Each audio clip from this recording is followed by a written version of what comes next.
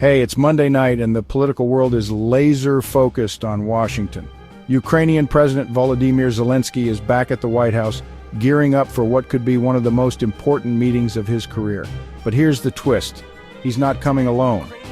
Flanking him in a rare show of unity are a whole lineup of European leaders, prime ministers from the UK and Italy, the presidents of France and Finland, the German Chancellor, plus top officials from NATO and the European Commission. Think about it. The message here is loud and clear. Ukraine isn't standing solo. Europe's got Zelenskyy's back. Earlier today in Brussels, Zelenskyy put it simply, "We're deciding what we're going to discuss in Washington." He's hoping this trip turns out very differently from his last Oval Office visit back in February.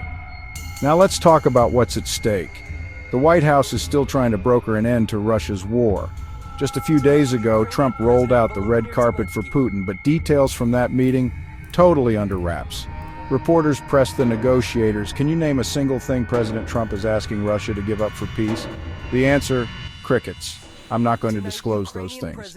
There's another big question on the table. Is the White House going to pressure Ukraine to give up territory as part of a peace deal?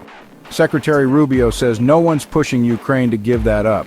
But right after that, Trump hopped on Truth Social and reposted a comment saying, Ukraine must be willing to lose some territory to Russia, otherwise the longer the war goes on, they will keep losing even more land.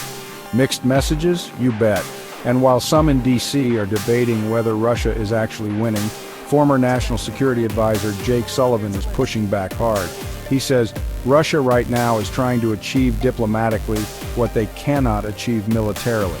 But here's another pivot. Earlier this year, Trump wouldn't commit to future security protections for Ukraine, saying, I'm not going to make security guarantees beyond very much. We're going to have Europe do that.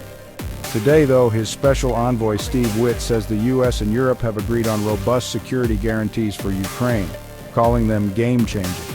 So what's next? Tomorrow's meeting could stretch 6, 7, maybe even more hours. And Zelenskyy? He says he wants a follow-up sit-down with Putin himself, but so far no sign from Moscow that Putin's interested. It's a high-stakes moment with a lot on the line, not just for Ukraine, but for the future of Europe and U.S. diplomacy. I'll be keeping an eye on these developments, so hit subscribe and stay tuned for updates on this story as it unfolds. Thanks for watching.